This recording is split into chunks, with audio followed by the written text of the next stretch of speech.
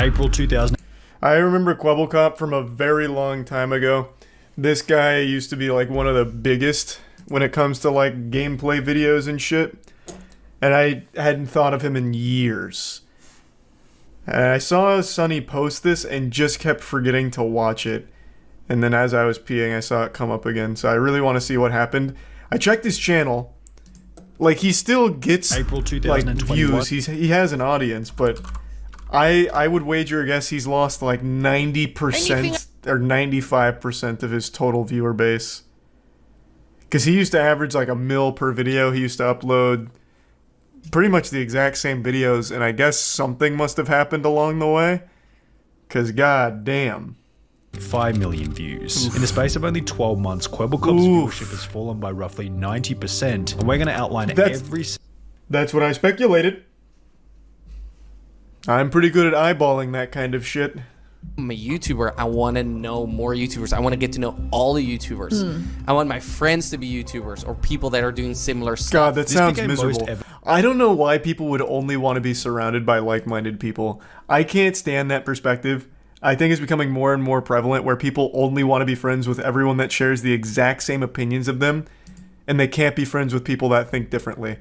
Like, why would you want to be around people that are just like in the same career path, the same fucking thoughts as you, basically just like a goddamn clone of yourself? That sounds miserable. Just to always be locked in your own little echo chamber of sycophantic yes men, like it's just, ugh.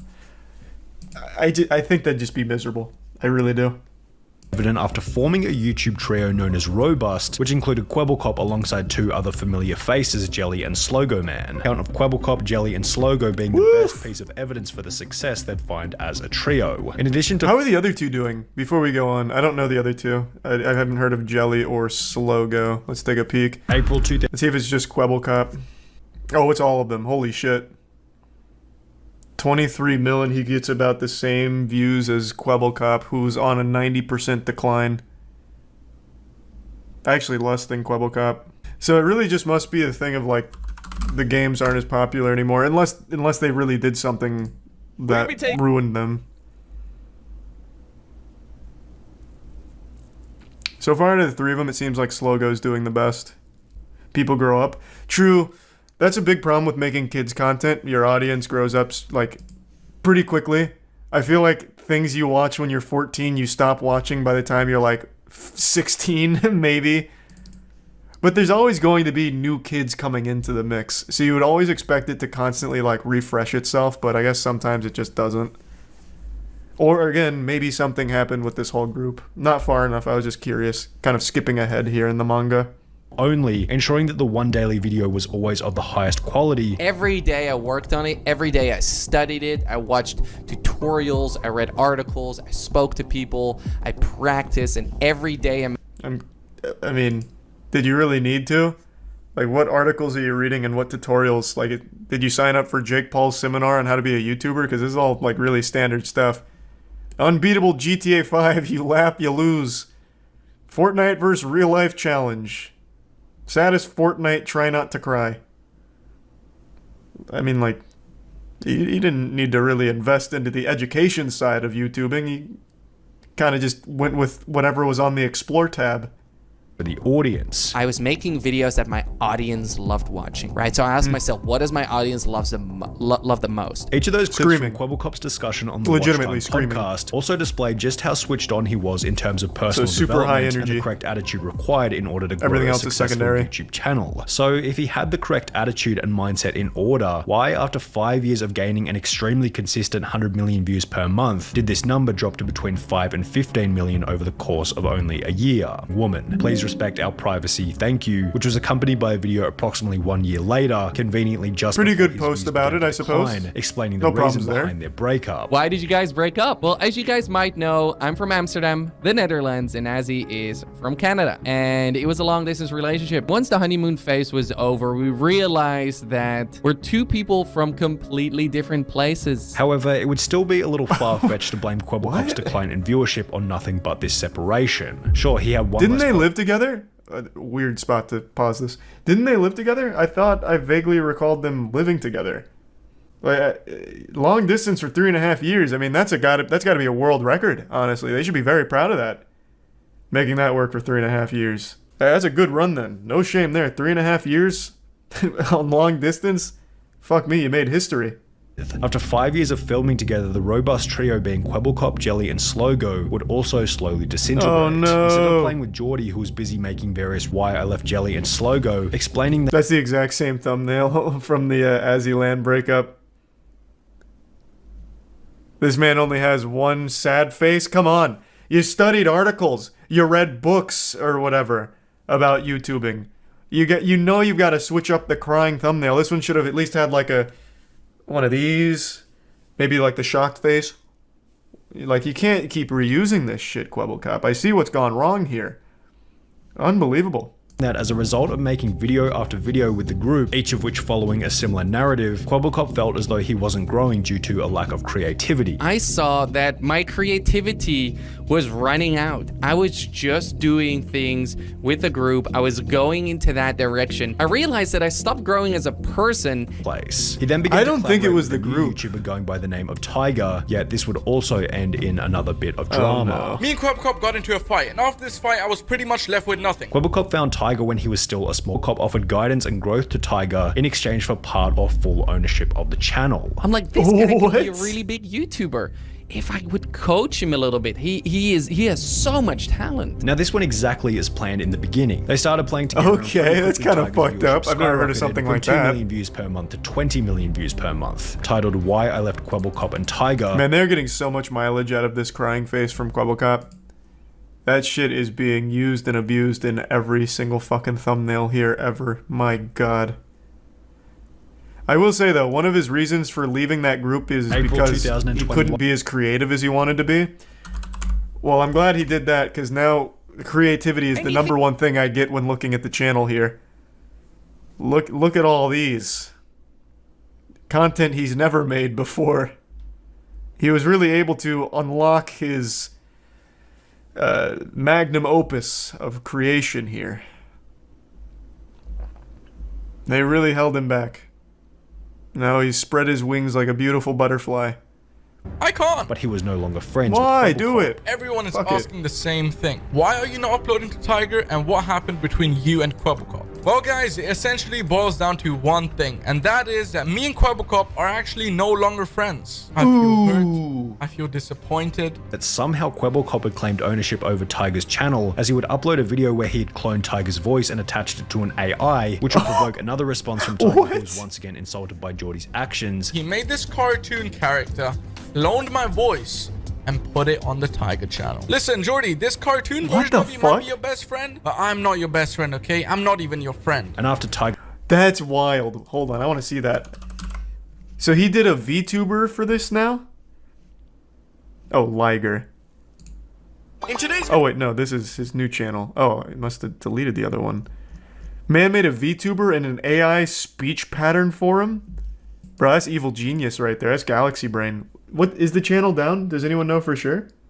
Okay, you're right. It just didn't come up from typing in Tiger. I wonder why. Today will be... Okay. It looks like he's not doing it anymore. He must have deleted the video. decline wasn't the drama itself, but rather one discovery made by Geordie throughout the conflict with Tiger, being that he could make an AI character to act as a real person. Was per day. I wished I could clone myself, so I did. What Kwebbelkop is referring to in this Twitter thread is a channel he launched 1 month after the drama with Tiger, which posts gaming videos and uses an AI character as the main personality within the videos. Second channel. Okay. But when looking at the numbers, VTubing. it's obvious that this new AI Starting today, from now on, you can expect my next video to be top notch, to be really and he delivered. flipping good, to be exactly Yes. what you want to see. Yet the first three Fuck yes, yes, and this is what I wanted to see. Upgrading the slowest to fastest animal in GTA 5. Whee! I've always wanted to know. $10,000 dog, then him bragging about his custom orange G. $10,000 dog. What did this man buy? Goddamn Chimera? What kind of dog is 10 grand?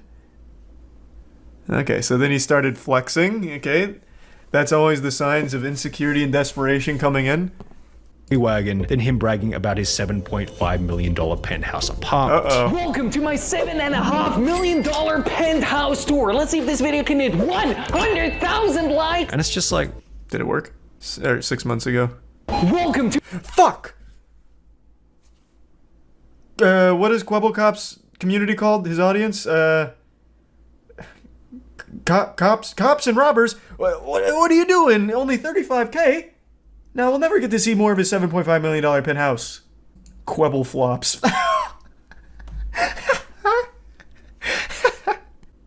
Whoa!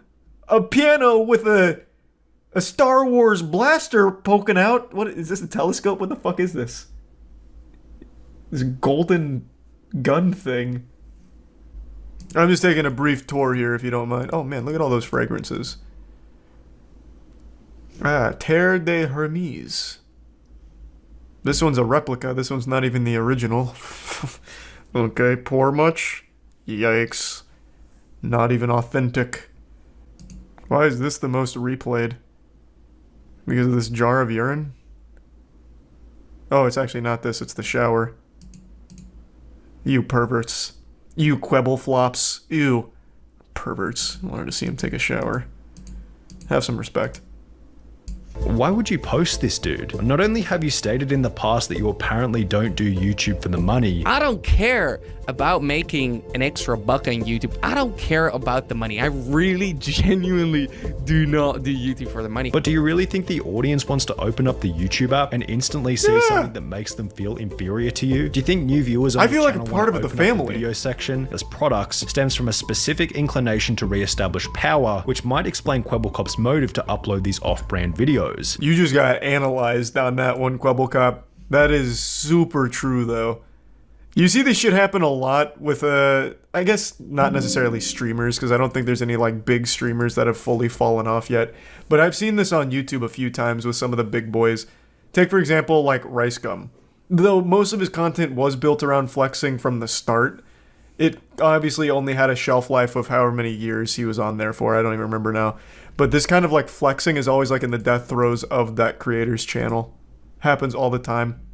Channel. In a recent video titled My $100 Million GTA 5 Business in Real Life, which sports a similar kind of vibe to the apartment tour, Quebblecop talks about how he's also launched an NFT business and is working on a video game, potentially fracturing his focus from YouTube even further. As mentioned earlier. Oh my god. No way. Quebblecop is no fucking way.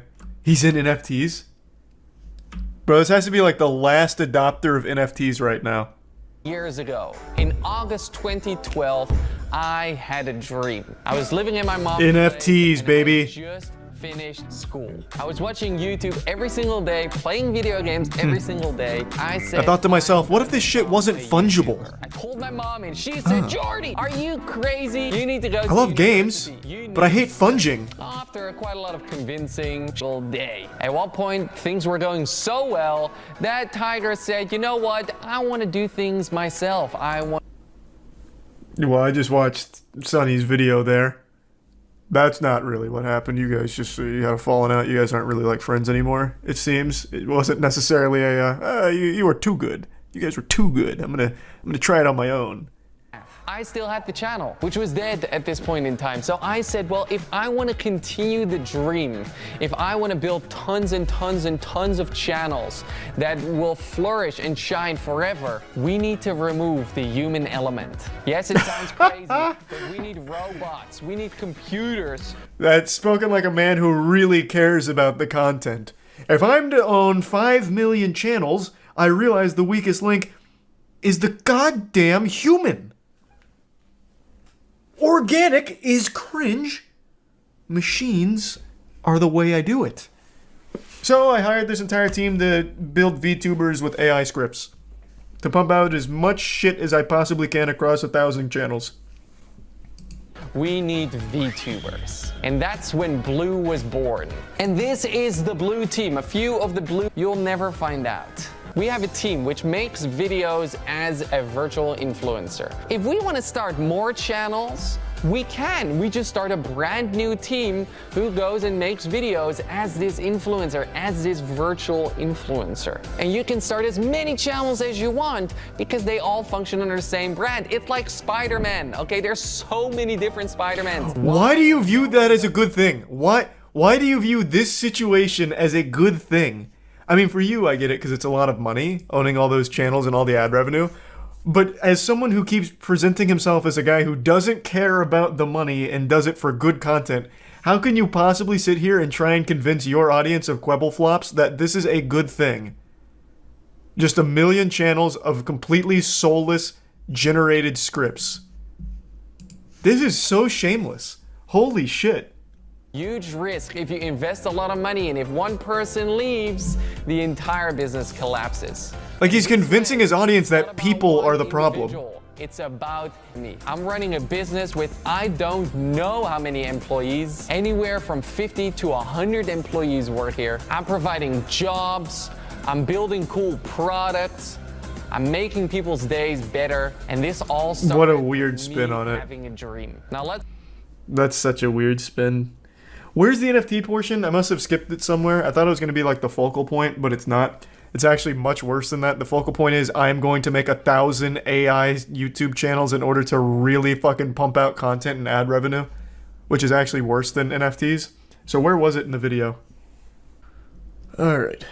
Dear Launch My NFT supporters, over 6 months ago we launched a platform that helped thousands of people create and launch their own NFT collections. With over 1 million unique wallet addresses who use the platform, it's an understatement to call it a success. How hype. What a saint. What an absolute saint. Man, this one's doing numbers, Quebblecop. 37 likes, 12 likes, 10, 9. Woo-wee! To call that a success would be an understatement. Oh, he's stepping away. Oh, hold on, let me finish reading this. What happened? Was started as a hobby project, very quickly turned into a daily job. Or again, the project was extremely challenging and new. Meeting so many enthusiastic Web3 supporters was my favorite thing about it. Also very happy that I was able to inspire so many individuals and help thousands of people to creating their own Web3 project. During these past months, I realized how much more the Web3 and metaverse space needs to grow before we can actually live in it. A lot needs to be built. This future we all dream about needs to be realized, else it'll stay a dream forever. This is why I'm stepping away from Launch My NFT. I have a lot of faith in my team, and I'm certain that the future for the project is bright, in all honesty. They don't need me anymore. Thank you to everyone who I've worked alongside. It was fantastic. Thank you for everything. Let's turn this metaverse into a reality. Let's take a peek. How's Launch My NFT doing? The largest NFT launchpad. It's so weird. Every single NFT adjacent site claims that they are the largest. 11K followers on Twitter. They might very well be the largest. God damn. Oh, that's a pretty wholesome comment. Oh, you can't. Oh, no, you can read it. I thought my webcam was blocking it for a sec. Hey, he took it on the chin like a champ. He wrote that comment from his spa. Yeah, let's not kid ourselves. I don't think that was actually him that wrote that. That was absolutely Blue or one of the other AI-generated content creators. But if it was actually Quebblecop, respect on him for that. You know those situations where someone was right about something and they always say like, I don't need to say I told you so, you learned your lesson, I'll be the bigger man here and not say I told you so? That's just such a load of dog shit. I'm 5'6", I'm not that big a man, so here's me saying I told you so. About like 6 months ago, maybe even longer, on stream, I went on a massive tirade about how the majority of those primitive building YouTube channels were fake. And I pulled up multiple videos to try and prove my point, and I was met with nothing but vitriol. People were calling me stupid, calling me wrong, calling me dumb idiot brain, like all kinds of insults about me not being right. Despite my evidence being pretty much irrefutable, I thought people just wanted to live in their delusion that their favorite primitive building YouTube channel was legitimate, but they're not. And a YouTuber named SunnyV2 posted a massive video that's done extremely well that most people have seen by now, which vindicates me, proving that the channels that I'm talking about were fake. There's only a couple real ones, the biggest being Primitive Technology, which I always said was real. It's the only real one that I know of, but I'm assuming there's others that I just haven't looked into enough. But the majority of them, the very popular ones, are fake. Primitive Technology Idea, Mr. Tfue, like all of these massive ones that sprout up out of nowhere, get 500 million views. They have like all of these crazy intricate things like water slides with giant giraffes and crocodile statues in there looking like a fucking mini golf course that they apparently make out of sticks and stones. All of those are fake. Obviously. But no one wanted to believe me when I was trying to prove it, and now that Sunny's made a video on it, now everybody knows that they're fake, and people have apologized to me in Twitch chat for not believing me, and I accept your apology, but still, I told you so. Now let's go through the video and go through the evidence a little bit and get a little more in depth on it. Have you seen the video debunking those primitive building videos? I actually still haven't seen Sunny's video on it yet, but I also debunked those videos on stream, and I was met like I was trying to teach teriology. No one believed me. I tried debunking it on stream because I was telling people that most of them, almost all of them, are fake, and nobody fucking believed me until SunnyV2 posted his video on it. Now I've been vindicated. But yeah, I still haven't seen his video yet. He came out with real evidence and explanation. Man, suck the dirtiest part of my ass. I came at you with, voice crack, with real evidence and explanation, but you guys didn't want to hear it at the time. I brought up like 3 different videos showing the aftermath of primitive building videos where someone bought like 10 acres of property and there was like multiple locations where they made those like underground primitive swimming pools and shit, and you could actually see construction equipment, tire tracks and all of that. And you guys were like, no, those are just naturally occurring jungle tire tracks. Like, I came at you with evidence and you still didn't believe me. Almost every single primitive building channel is underpinned by countless different lies, and we've got tons of evidence to prove it. Goddamn right we do. Now, we need to put an emphasis on the fact that this is a 500 million views per video. That channel name is so shameless, Mr. Tfue. Is it supposed to like capitalize off Tfue being a popular YouTuber in the algorithm? I'm actually not super familiar with this one. Was that the idea behind it? Users continued to mention one name over and over, crediting him as legitimate amongst the sea of phonies. Primitive Technology, yep. The 10.4 million subscriber channel, which is when going back to the beginning of these silent, relaxing videos, it becomes pretty obvious as to why they're credited. If Sunny plays the same videos I played in my evidence, I'm gonna be tight. Primitive Technology cuts no corners and shows how each stage of the construction is legit. Yeah, Primitive Technology is real. Again, this follows the same format as everything else on the internet. Someone comes out, does something super impressive, legitimately, and a lot of other people will try and do it as quickly as possible to cut as many corners as possible to try and capitalize off it. It happens everywhere, so it's not like it's surprising that it happened with Primitive Technology. But yeah, he's legitimate. 100%. Or blue. And it's a weird blue colour. Why is it so blue? Probably because they're probably spilling dye in or something. There's no reason for it to look so blue like that. Are they really creating these structures out of mud and sticks? Well, when you do a little bit of research, the answer to this question is most certainly no. The best evidence for this is found when I mentioned this as well. In all of these videos making these elaborate, luxurious pools in the ground here out of nothing but sticks and elbow grease, they have like the bluest water of all time. And they're supposed to be getting this water from like nearby rivers or springs that they bring back to their location using like hollowed out logs and making a network out of that. But that's just a bunch of fucking baloney. So in the rest of the video, you'll see the cameraman even mentions that they just bring water themselves and put it there. And in another video that I brought up on stream, also mentioned in Sunny's video, it's mentioned that the water that's at those pools isn't even close by. They don't actually use logs or anything. There's even like PVC piping and stuff in order to help with it. But that is just absolutely not even close to being real in any sense. Frame that in an 8-foot deep trench. Now, if they're digging this deep with sticks, how are they avoiding large rocks and potential tree roots from, you know, the massive line of trees seen just behind them? Are they being assisted by large machinery? Well, no, we'll get to they're that just in a little very bit, strong. But first, let's focus on the clip where a guy in a white t-shirt can be seen working on a project in the background. Yet, No, that's just their cameraman. He's also using sticks over there in order to whittle out just a little stubborn branch is all. As the video would suggest. It is a large operation, as you may suspect, with a large team. I'm shocked. After he then offered to answer any questions we had about their channel, we attempted to figure out how many different construction sites before capturing over 8 minutes of footage with a drone. We'll refer to. So you guys believe it when he puts this in his video? I pulled this exact fucking thing up in my rant on these things being fake. But now that he puts it in his video, you guys believe him? That is actually hurtful. That actually hurts my fucking feelings. There's initially a clip where 8 different workers can be seen standing around a rectangular hole in the jungle, followed by another grainier clip from a far distance, where somewhere between 7 and 10 people can be seen building a swimming pool. So to further explain this clip, which is something I've talked about at length, a YouTube channel named Photo Expression flew a drone around an area where a lot of these primitive builds took place. A lot of pools and structures like that. And he saw a lot of the aftermath, which is just a ton of trash everywhere, cement bags, tire tracks, as well as pointing out inconsistencies such as the amount of people that'll get like to work on these. So as you just saw, like teams of 7 to 10 in some cases, maybe even more. The cameraman even mentions that there's never really less than a dozen people working on a build. And this Photo Expression video just shows a lot of it and giving you a lot of insight into where the builds are taking place and how they're being done. Is when you compare his meticulous method of creating fire in the wild to the fire making of these Southeast Asian primitive channels. As mentioned previously, it becomes comical.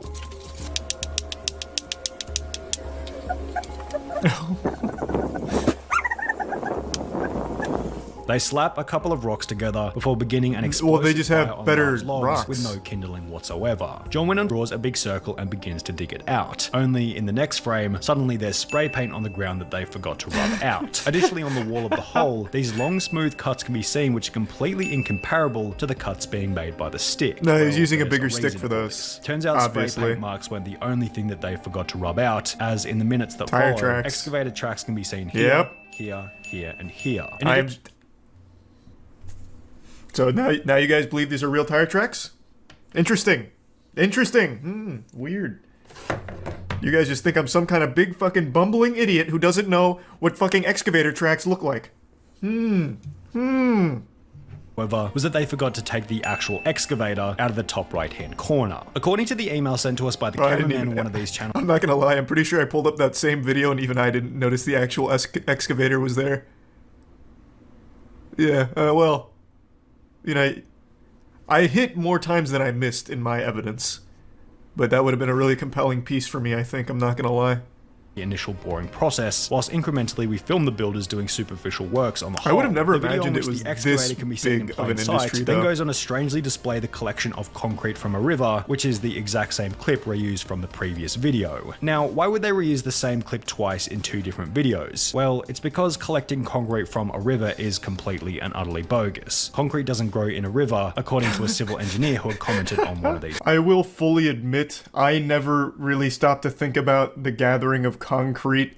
To my stupid little reptile brain, I assumed that you could get something that resembled concrete using river minerals and dirt and mud and shit. I never realized how outrageous that was until SunnyV2's video on it, so I think that would have been a strong point for me to have made, but I was too stupid to make it, so I'm glad Sunny shed light on that, because it absolutely slipped by me. And I think it's important to note that even though it is clearly confirmed these are all fake except primitive technology and maybe a couple others, it's not going to affect them. People are still going to watch even knowing that because they just watch it for that comfort feeling like, oh, this is so satisfying. Oh, look at how cool that giraffe in the pool is. So it's not exactly going to hurt them, but it's at least nice that people will now finally know for sure that this shit is fake and stop trying to pretend that it's not. The WWE of primitive building. Yeah, honestly, at this point, I would go, like, full-blown showmanship here and just make it really entertaining. They should have storylines where, like, there's a rival builder or, like, an evil construction man who comes by and tries to, like, tear their house down or something that they have to fight. Like, get real wild with it. Has their own unique method for creating natural concrete. This channel's concrete is simply a mix of dirt and water, which, if you think about it for 2 seconds, doesn't create concrete and rather creates muddy water or mud, which is just dirt after the water dries. This other channel gets a bit more creative with it. Expression had stumbled upon various completed primitive builds, also showed that after these channels are finished building, the sites are simply left to rot. This video doesn't speak for every Southeast Asian primitive building channel, but in this particular case, rubbish was left everywhere, including, as you might guess, cement bags. bags. The fact that the videos are fake isn't were attached together then used to siphon water from a river to the pool, only there was no river. Photo Expression found the exact site of this pool, then stated in his video that in reality, the closest water source was more than 6 kilometers away. Instead, he found a bunch of blue plastic piping attached to a tap in the ground. The funny part is any scene where you see them sourcing water from some magnificent waterfall or lake, they're actually going somewhere perhaps hundreds of kilometers away and pretending to take it back. The video in which Photo Expression... This camera guy seems so nice. Like, he just seems like such a jolly guy. Just like actively making fun of them while still working for them. Well, that's a big I told you so moment for me there. Thank you, Sunny. I've been vindicated. In fact, I built 3 mansions already. My man. They hated him for telling the truth. Yeah, I was just ahead of my time. Like Galileo. If I had to guess, I'd say all of those fake primitive building channels are probably all owned by the same company who just outsources it to multiple channels to try and get the most juice for the squeeze, which is why you see so many like variations of the same name, like Primitive Technology Idea, Primitive Technology Life. Mr. Tifu's kind of an anomaly. That one kind of comes out of nowhere and getting real wild, but I really do think it's probably like one company that does it, which is why they're all so similar. Who the fuck is Lil Xan? SunnyV2 makes these really great videos on a bunch of different topics that I always find interesting. Lil Xan is was a rapper, I guess. I don't know if he does it anymore, but Lil Xan's biggest claim to fame was he was a guy who almost died from overdosing on Flaming Hot Cheetos. I remember he got sent to the emergency room because of eating too many Flaming Hot Cheetos, and that changed the way I approach snacks forever. So we have quite a few here that I've stockpiled, because I think all of these are pretty interesting. I don't know Jayus though, but I was talking to Sunny like a month or so ago, and he has been blowing up. And this Jayus one went wild. So I'm assuming Jayus must be a pretty big creator that did some fucked up shit. So I figured this would be fun to learn about, a little internet drama. Despite having incredibly uncontroversial content, if you're at a house party and you got a drink in your hand, don't hold it up here by your chest. Try to hold it more down towards your hip. This will make you seem more open and confident, and people will be more willing to come up and talk to you. She's found not true. You could just be a giant fucking loser and you could put that beer bottle up your butthole. It's not gonna help. So bad advice. Stop giving people false hope. You might just suck. And you have to accept that. You're gonna throw a fit because I didn't make you my priority? After a petition to ban OnlyJS from TikTok garnered over 400,000 signatures, it'd be safe to say that she's a contender for the platform's most hated creator. Did the petition work? Petitions have always, like, historically been incredibly effective. She's gone up 4,200,000, or nope, exactly 4 million followers. Bro, these petitions are so effective. Not bad. Did you know that your birth month actually has a huge effect on who you are as a person and the things that could possibly happen to you? Yo, did you know that your birth month actually has a huge effect on you and the things that can happen to you in your life? People born in March are way more likely to have asthma, and I can actually speak to this one because my little sister, the only one born in March, has asthma. What the fuck are you talking about? What? Is that real? Like, these are things she actually believes in? Or is this like some kind of TikTok meme I don't understand? Who the fuck actually believes that? Why do people just like want to disregard basic reasoning? Jesus Christ. Astrology's one thing, like it's harmless. Like you can believe in astrology, it doesn't really matter or whatever. Like zodiacs dictate who you fall in love with, what or whatever, your lottery numbers, it doesn't matter, it's harmless.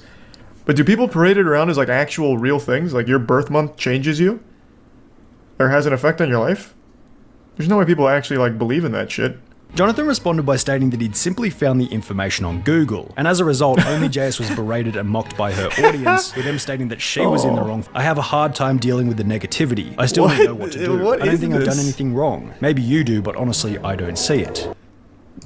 What are they talking about? It's not even like real anything. It's fucking nonsense. What is? You got this information from a Google source. Oh my god. Holy shit, yeah, it's like a full-blown Reddit post. Nice. Man, TikTok is just like its own little ecosystem of degeneracy. With this in mind, it's barely surprising to find out that approximately 6 months later, an old message would be dug up in which OnlyJS had said the N-word, taking center stage as her brand new colossal-sized controversy. What the fuck was that? What is... Oh, yuck. Uh-oh. Ooh. The abortion didn't work. Oh, boy. She's really going full-blown Xbox Live here. Even dropping the racism. Oh, my. This is outrageous. On TikTok? Oh, come on now. This was a heated gamer message. Shit got crazy. She went fucking insano style. I wonder what the controversy was. Like, what sparked this message? Explain how I'm sucking up to Luna. Maybe like fanfic or something, maybe? I don't know. You're a role model to 10 million people, bro. I hope things get better, and I hope you educate.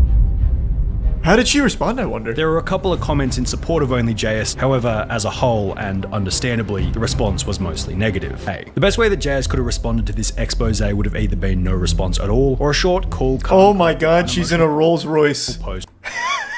Is this where she did her apology video? This is a Rolls Royce, right? They're the only ones that do this Starlight thing, right? So she was born rich? That's nuts. It's not a Royce? I thought they had a patent on this. We watched the whole video on the dog shit Rolls Royce does. I thought they had the literal patent on being able to do this in the interior of a car. I don't think it's a filter. What the fuck? Now I sound like an idiot. It's not a filter. It's a custom Mercedes. It's a custom Mercedes top. Oh. Okay, I see. Alright, maybe I'm misremembering the video, but I remember Rolls-Royce made a huge deal about their ability to put stars in the roof of the interior and them being the only ones allowed to do it. They had if I remember correctly, they have a full-time star guy. His whole job is putting stars that light up in the roof of Rolls-Royces. I'm pretty sure they must have some kind of patent or like a stranglehold on the technology. They have one designated Grandmaster Star Lord for their vehicles. Which would have actually You're been right, but she did this DIY. Harder than simply guessing. And there is no excuse, and there are no justifications for what I said, and you guys deserve better. And when I first saw the screenshots, I didn't even think that they were real, because I forgot how hateful and how angry of a person I used to be. All that suspense just for it to be trash. The worst insult you could tell somebody was liking black people. Wow. With the scandal being shared across every platform imaginable. Was that in her apology video? Alright, let me just look at the apology video. Hold on, let's get caught up to speed here. Alright, I don't like... Because I forgot how hateful and how angry of a person I used to be. And why aren't you crying? And where's your dog? No, I know that my words hurt people. And I know that my words have consequences. Well, not really. The consequences were 4 million new followers, actually. But I am so deeply Seemed to walk away pretty strong. For all the pain that I've caused. The first book that I decided to pick up was How to Be Anti-Racist by Dr. Ibram Kendi. What? And this will push readers that think that they're not racist into being something better. To her credit, she did acknowledge that it was a grift in the title stating, what? I know it might come off as performative, talking about this at the end of Black History. I'm gonna hit you with the cold water. If you need to buy a book on how not to be racist, you've already failed. I think you're already too far gone. What the fuck? Hey guys, I just picked up this book on why murder isn't awesome, and it was a real eye-opener for me. Like, it made some points that I never even really stopped to consider, and I think if any of you are considering murder, you might want to check out this book. Like, it really might steer you in the other direction. Message. So, I am sorry for basically ghosting you. I didn't mean to do that. I just have a very chaotic schedule and ADHD on top of that, so I genuinely just forgot. And it wasn't me trying to ignore you.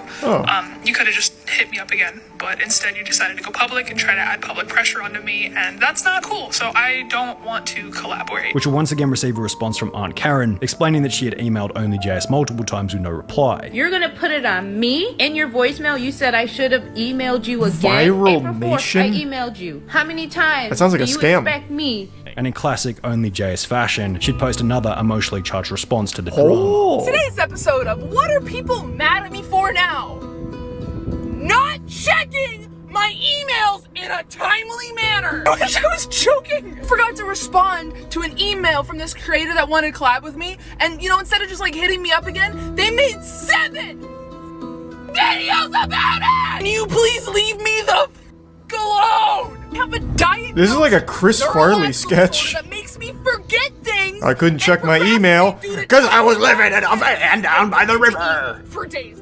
For example, she will post this video. You can get your letters delivered for free without any postage if you just put where you want it to go on the return address instead of where it's actually supposed to go. Which will get the post office activists involved with comments such as, yes, please encourage people to do activities that cause the already failing post office to lose more money. Or when she posts this video saying nothing more than what she did. However, it eventually got to the point where only JS couldn't even make jokes anymore without being cancelled. Seriously. On the 23rd of May 2021, Only JS would post the following video. If a service dog ever approaches you but they're alone, that means that their owner's in trouble and they probably can't move, so you should follow him, because you'll get a free wallet. It was clearly a light-hearted joke.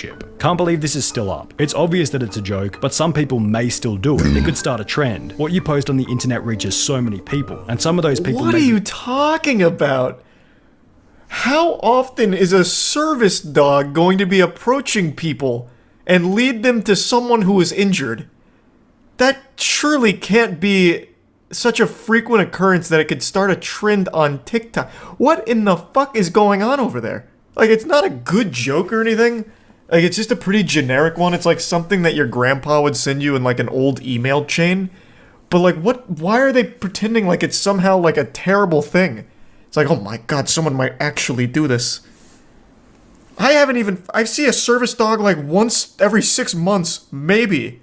She's been tested over and over and over, yet has been unable to switch off and let things go whenever she's been put under pressure. As an end result, there's not only a seems like she's only done 2 apology videos. Negativity and hatred. I thought it was gonna be a lot more. That was interesting. I never heard of any of that. Let's see how so she's gone up 4 million subscribers since this video. So she's doing pretty well on that front, or followers. So she's doing well there. What do the comments say? Do they still bring it up? Here, she posted 6 hours ago. No, just everyone being supportive. Yeah. Seems like everything's on the up and up. I was gonna watch this one as well. This is about Sam Pepper. I'm sure a lot of you remember Sam Pepper if you've been on the internet for any length of time. Sam Pepper was an old prank channel who got notoriety when he did the kidnapping my best friend and executing his friend in front of him prank. I'm pretty sure it was faked, I'm not really sure, but either way it was really disturbing and weird. And then he turned into just a full-blown scammer, so he's taken big part in a lot of the NFT scams over the last 4 or 5 months, however long it's been. He's been like an integral part to scamming people in all of these big crypto scams. Surprise, as those who know the past of Sam Pepper, from his active persona on Big Brother to his fake pranks on YouTube, know that hey, that's the one I was talking about. Built on lies in a similar fashion to Dan Bilzerian, who he unsurprisingly happens to be an acquaintance of, judging from an Instagram photo taken out the front of Bilzerian's LA mansion. I think unironically, being Sam Pepper has to be truly miserable. The man's entire life, from everything I've seen, has been just living a full-blown lie. And I don't think he even has that much money to his name. I remember not that long ago, I think he was homeless. So he just lives a full-blown, fake, fabricated life and doesn't even make a living off of it because he has so many problems and just wastes all the money he scams. What a crazy cycle. What a absolutely, truly awful existence. Sam Pepper had a prolific reputation on YouTube as one of the fakest pranksters on the platform dating back to the early 2010s. So I worked out, oh, okay, I can do these pranks that these other channels are doing. He was one of the first internet punching bags. However, prior to even this, Sam Pepper had already begun. The point at which Sam Pepper's audience discovered that his pranks were fake is pretty damn obvious. On his social blade, he went from gaining 100,000 subscribers every single month consistently between January 2013 and September 2014. However, 1 month later, in October 2014, the growth not only stopped, but he began to lose around 10,000 subscribers every single month. The catalyst for this massive dive in viewership was a video titled Fake Hand Ass Pinch Prank, and after receiving a barrage of criticism from other other cool YouTubers. prank idea. His most recent fake hand ass pinch garnered the most negative attention because he was grabbing women's bottoms without their permission. As well as a trending hashtag on Twitter stating report Sam Pepper. He had no other choice but to admit that the video had been faked. You know, another video, and that brings me on to making the best friend killing prank. Yeah, that's the best one. friend killing prank. Arguably one of, if not the most over-the-top insane YouTube pranks of all time. Certainly crazy enough to put Sam Pepper's name back on the map. Involved in the video was the fake kidnapping of two friends, after which one of the I remember this killed well. right in front of I remember the this other, very with the well. premise of the video being how will someone react if they watch their friend get killed. Let's see how he reacts to his best friend of 5 years being killed in front of him. Obviously, the whole thing was What a good fake. prank. All three people were What would happen if I executed your family? Okay, cool. We'll help you out with Would this he viral find stunt. it enjoyable So when I actually reveal all they're not three dead? Came up with the Sam had some success as an IRL streamer in the CX network, however he was ultimately dropped after an argument with Ice Poseidon, which had partially been fueled by Sam Pepper's lack of integrity. He's like, oh, it's okay to lie as long as it doesn't affect anything. And that's not okay. Like, why are you telling my girlfriend it's okay to lie to me as long as it doesn't affect anything? Like, dude, this is not your relationship. After this, Sam Pepper disappeared from the mainstream. His Until crypto scams, baby. Left to offer. 3, 2, 1. Chris! Chris! You said Chris! Oh, This video, which was clearly set up and probably used a stack of fake $100 bills, racked up over 28 million views. Now, the most interesting part about Sam Pepper's TikTok blow-up is that it follows the exact same trend as his YouTube journey. He blows up with a genuine, heartfelt video about saving some duck eggs from a restaurant, then progressively makes his content more and more staged, and by the end he's claiming that he's won the lottery with absolutely zero evidence. If I pay you rock, paper, scissors and I win, can I like rip this down the street? Rock, paper, scissors, shoot. Oh my god, get fucked, idiot. I'm trying to get in the passenger, I'm scared. Get fucked, dummy. Instagram and an old forum post titled as follows. That's just Scam TikTok? Pepper Yeah, living a man. life of luxury TikTok after is scamming just- his followers for millions and fleeing That's the a US. wild He's claiming to have won the lottery while... Although, in order to be buying an $8.9 million island in Thailand, you're probably going to need around 50 to 100 million in order for it to be a comfortable purchase. And while Sam Pepper has had a fairly successful social media career, I doubt he has access to that kind of money. I can assure you he doesn't. This to rest would be for Sam Pepper He's to a simply serial provide some kind of scammer evidence who for is either winning also the lottery or the historically purchase of the awful island. with money. However, with a track record like Sam's filled with No fake chance. video after fake video, it seems pretty obvious that like the rest of his entire career, this is nothing more than yet another So is this what he hoax. does now, like full time? He just full time pretends to be a lottery winner on TikTok? I mean, I guess it's better than the alternative of scamming everyone. Now he's just lying again. What an interesting loser. Yeah, that man's like an OG punching bag for the internet. Hey, thanks for the 10 gift subs, Cobalt. Appreciate it, man. Killing best friend prank is a timeless classic. It really is. Literally Dan Bilzerian. There's a huge difference between Sam Pepper and Dan Bilzerian.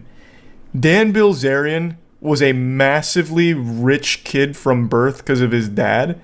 Sam Pepper pretends to be a massively rich guy from scamming. They're both, like, genuine full-blown liars living a fake life. But at the very least, Dan does have a lot of money to back it up because of his family. Sam has nothing besides lying on TikTok and scamming 16-year-olds on Twitter out of crypto. Yeah, this will be the last one we watch here, and then we'll switch to something else. SunnyV2 just makes actual bangers, man. I love the way he puts out these things on topics I would have never even thought about. Like, Sam Pepper's someone I think about once in a while and remember just, like, how pathetic they are. But, you know, Lil Xan is a name I haven't thought of in so long. It was just So what 3.5 happened? years prior that on the very same podcast, Lil Xan was sitting back and bragging about owning 3 different Los Angeles apartments. I have the same one 10 floors up now. Really? Yep. What? And don't you have another one down the street Yep. too? And another one on the same floor. Why have 3 apartments? One for my parents, one for Aw. me and Eli, my hacker, and then one for the hose. The hose? Despite once being in what seemed like an unlosable My dedicated situation, thought it was obvious apartment. that over the long run, Lil That's Xan's where I failure send was the not only hose. inevitable, but work ethic. They could never get Xan to do the shit that he actually had to do for his career. Like, I remember. I don't think I ever talking heard to one of Stat his about it, and he was songs constantly ever. frustrated. There are going to be numerous examples throughout this video of Lil Xan. I only often know being about him from unable the to Flamin' do Hot work whenever Cheetos it was incident. required. We already discussed him dropping out. Lil Xan kept missing the meetings, either as a result of being disorganized or because he thought the meetings were too good to be true. It's LA. You can't believe everybody. It's LA. It was a time when SoundCloud rappers were popping up left, right, and center. To the point What does that even mean? This meeting's probably not real, so I'm just not gonna even think about it. I'm just gonna go eat more Flamin' Hot Cheetos till I fucking die. What a just say that you're too fucking dumb to go. Like, no one's gonna look at Lil Xan and listen to him for more than a sentence and be like, yep, that guy is an intellectual. Like, just own it. Like, you're fucking stupid. Like, you are visibly stupid. Every word you say is like a caveman trying to speak while having peanut butter in his mouth. Like, just say like, yeah, I'm kind of fucking dumb, so I kept missing the meetings. There'd be a lot more respect to be had there. Like, I remember when Lil Xan's album came out, right?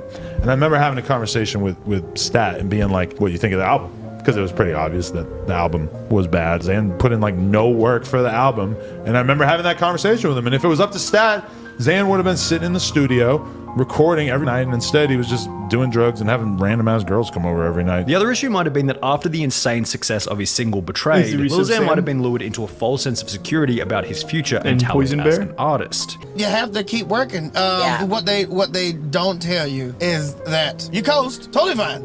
There's another hill. So you gotta keep going. From Lil Xan's perspective, he would state that the poor performance of the album wasn't his fault, or was instead the fault of his management. I dropped like a mixtape. T-Pain is the actual goat. Like, positive. Then I'm like, I'm mad. Laugh about ruining a $1,200 hoodie after leaving it on the floor. So everything's on the floor. Expensive hoodies, $1,200 on the drain. And then go on to purchase 2 copies of the game Destiny with the goal of showing the store some love. Honestly, what? Copies of Destiny. Like, dude, let's play something else, you know? Now you could probably make the argument that What this was the just Lil fuck? Xan's It's like a- big loss of capitalism it's like in his face. Target. However, there was plenty of Hey, Target, this one's for you. 2 Destiny copies right now in this bitch. And I'm not a hero, okay? I'm just doing me.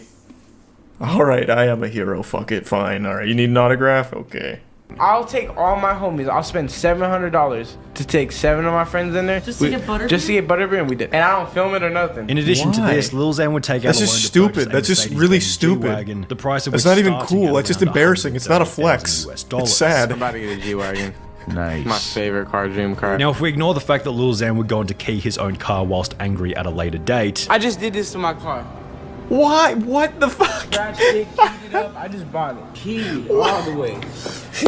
the levels of stupidity for this purchase go pretty deep. What Taking the out a loan to buy a car? Moron. On the 21st of December 2017, just before he'd buy the car, Lil Xan would make a tweet which read as follows. If you live in the Inland Empire / LA area and want to meet me tonight, pull up to 100 to 110 North 5th Street, Redland, CA 92373, United States at 7:30. Now, it's hard to call Xan an idiot for this. I one. can't He was still early in imagine his more career, and the than tweet like was made only 4 hours 25 prior to people the showed up meeting and the time. He average probably age expected had to just be a couple of people 16. to show up for the I gave like a 4-hour notice. I was heading to my hometown, so I tweeted a location, and then I just expected what, like 50 people to show up. That's just how I am. I got there, and this video's on YouTube. It's like 2,000 people. Wow. What? But I got fined because a lot of damage is to cars and streets. To haunt him. The industry just doesn't care. They just want you to pump out hit records, and when you're useless to them, just leave you in the dirt.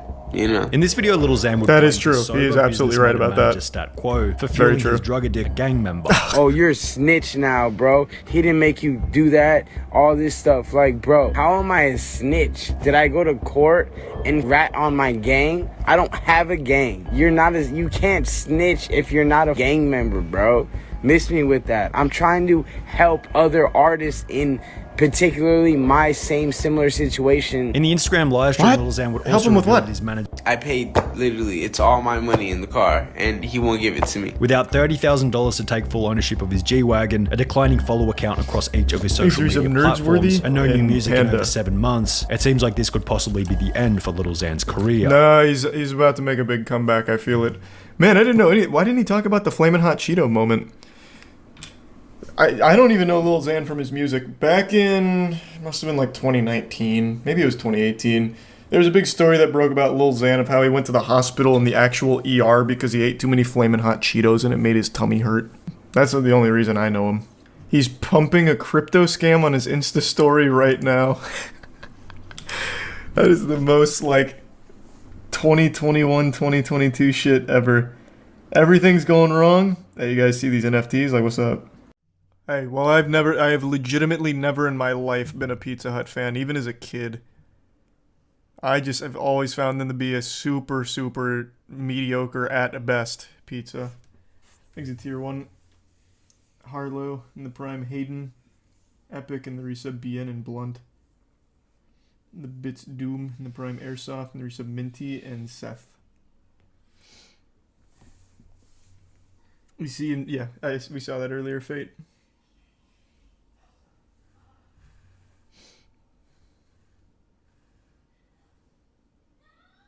The thin crust is fine. Can't even remember the last time I would have had Pizza Hut thin crust. We made a whole pizza tier list. Actually, Pizza Hut ranked decently on our pizza tier list from back, I think it was 2 years ago. And that's because they forgot the sauce. So it was actually just cheese and bread. And it was so much better than having an actual piece of pizza from Pizza Hut. Maybe if they just got rid of their sauce, it'd be much better. Just sell cheese bread. Because their sauce is absolutely revolting. So yeah, we got a really good pie from them on that one. They forgot the sauce.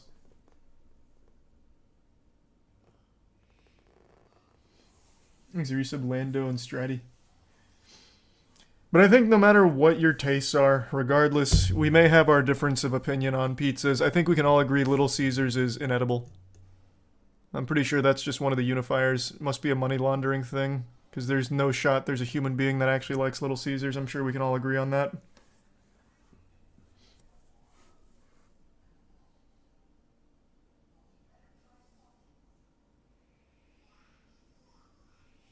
I see a few Little Caesars fans fighting for their lives in the seas of true W take. One day you'll grow up. You'll see. Little Caesars is poison. They're selling like asbestos in a box. That shit is awful.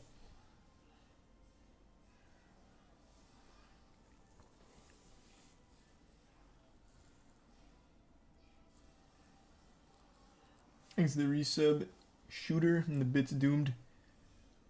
I'm sorry to hear that.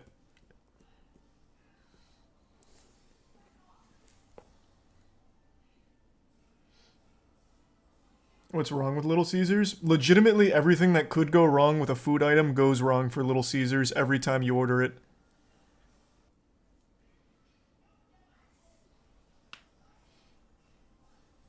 Little Caesars has the best deals. Yeah, but Little Caesars doesn't have better deals than just buying a frozen pizza, which is infinitely better than a fucking Little Caesars stack of shit. Like, just get a frozen pizza if you care about the deals. Don't get a Little Caesars.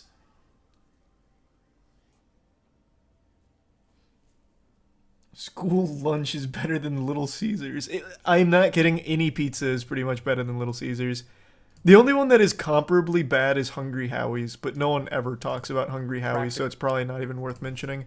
What else was on our tier list? I can't remember now. What were the other, like, awful stinkers?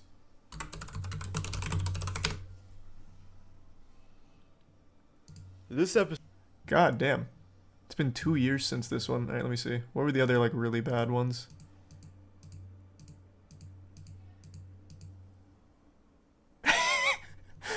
Oh, we actually didn't do that many. Oh, that's right, because a couple of them wouldn't deliver that day.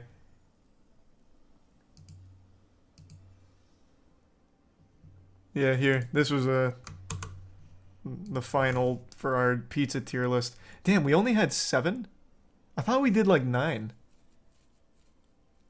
I didn't remember that many didn't deliver.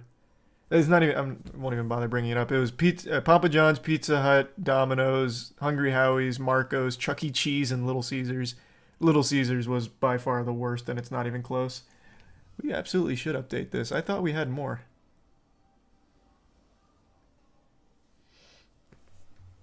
I still don't believe there's a such thing as Little Caesars fans. I think what must have happened is you had Little Caesars when you were a kid, and your body got fooled into liking it. So now as you've grown up, you still have that like inherent flaw within you, and you haven't like fully gotten out of it yet. Because I just don't think the human body is capable of appreciating a Little Caesars pizza. It's just truly trash, like actual poison. Thanks to the Prime Raw and the resub Solidify, High Ground, and Gazer.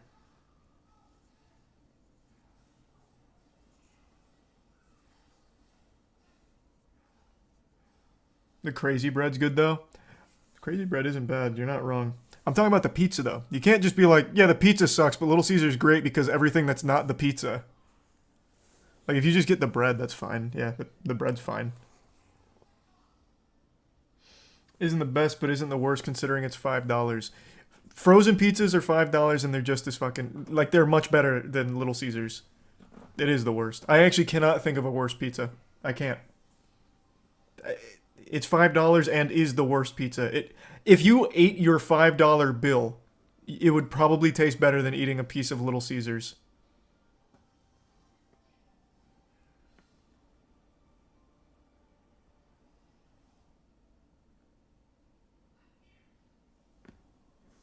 He's a tier 1 VP.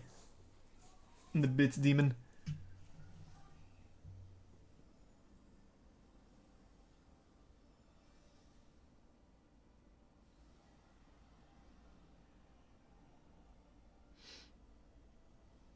CC's Pizza? I don't... Which one's CC's Pizza? Oh, is this the buffet pizza? Yeah, this is the buffet pizza place.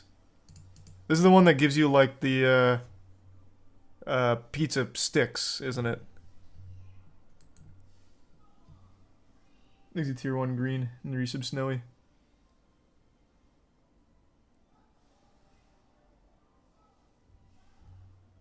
God, I don't even remember the last time I had a CC's pizza.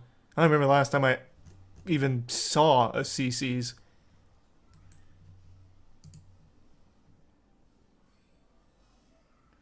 CC's is actually the worst pizza.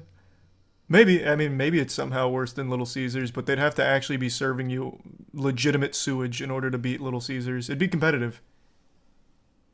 At the very least, it would be quite the competition, the clash of the titans.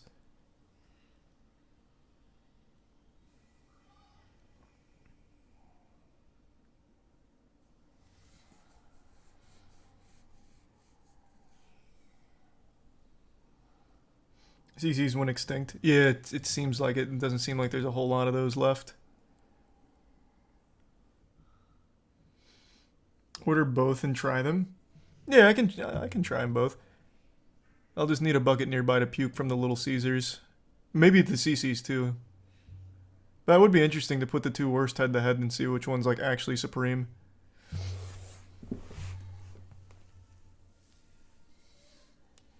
They're big in the Midwest? What, the CC's?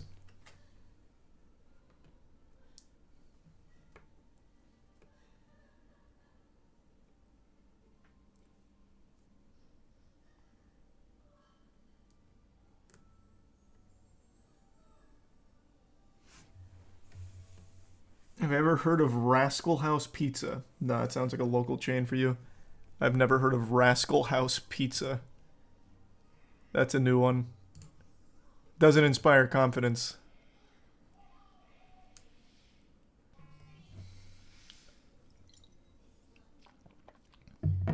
Mod's Pizza. Oh, I have had Mod. Mod was alright. I didn't have any like complaints about Mod last time I had it. A long time ago, though. It was fine. At least I think it was Mod, right? They're the ones that give you the tiny box, right? Yeah, these are the artisan style pizza shit. Come in a little tiny box. What the fuck was that? Hold on, give me 1 second. Also, I'm gonna fill up my water. Is that you, Io?